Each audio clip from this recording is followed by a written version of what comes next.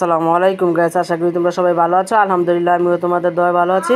প্রতিদিনের মতন আজকেও তোমাদের মাঝে রান্নার ভিডিও নিয়ে আসছি। আজকে বেগুন ভাজবো। বেগুনটাকে কেটে ধুয়ে পরিষ্কার করে নিয়েছি। এখন দিয়ে দিচ্ছি 1 চামচ হলুদ, 1 চামচ মরিচের ফাঁকি দিয়ে দিব লবণ পরিমাণ মতন লবণ দিয়ে এটাকে হাতে মেখে নিব। এই তো এখন দিয়ে দিচ্ছি লবণটা দিয়ে তোমার সুন্দর করে আমি হাতে মেখে নিব। মাখানো হয়ে গেলে তোমার কড়াই বসাই দেবো ফ্রাই প্যান বসাই দিচ্ছি ভাজার জন্য। এখন একটা একটা করে বেগুন দিয়ে দিচ্ছি।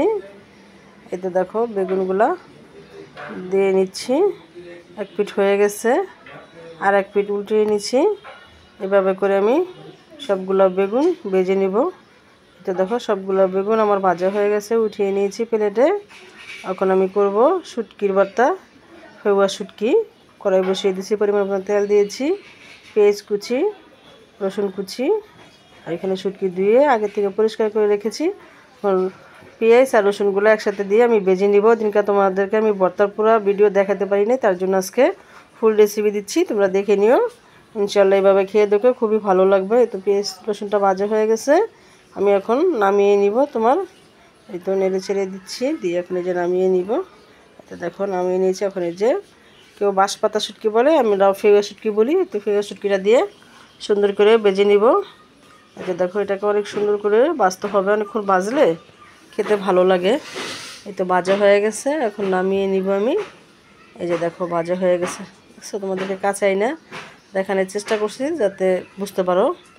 তো সুন্দর করে ভেজে নিয়েছি। আর মরিচটা আমি 30 মিনিট আগে ভিজিয়ে রেখেছি। মরিচটা ভাজবো না, মরিচটা এভাবে কাঁচা দিলে খেতে ভালো লাগে এই শুটকির সাথে। এটা দেখো কাঁচা দিয়ে এখন আমি এটাকে পাটে দিয়ে নিচ্ছি। এখন এটাকে বেটে নিব সুন্দর করে, কোনো বিচি থাকবে না, সাবা থাকবে না, একদম সুন্দর করে বাটতে হবে। তো মরিচটা বাটা হয়ে গেছে, এখন দিয়ে দিব শুটকিটাও সুন্দর করে বেটে নিব যাতে কাটা কুটা না থাকে। এই তো দেখো শুটকিটাও দিয়ে দিচ্ছি, দিয়ে শুটকিটাও আমি বেটে নিচ্ছি। এই তো শুটকিটাও দেখো বাটা হয়ে গেছে। এখন দিয়ে দিব রসুন আর পেঁয়াজ কুচি, যেগুলো ভেজে নিয়েছি ওগুলো দিয়ে দিব।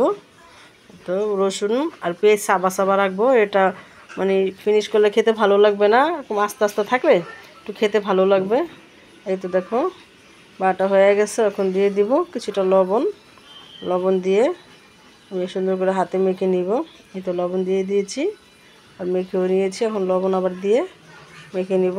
এই তো দেখো ভর্তার রেসিপি আর বেগুন ভাজার রেসিপি যদি তোমাদের ভালো লাগে লাইক কমেন্ট শেয়ার করো। আল্লাহ হাফেজ।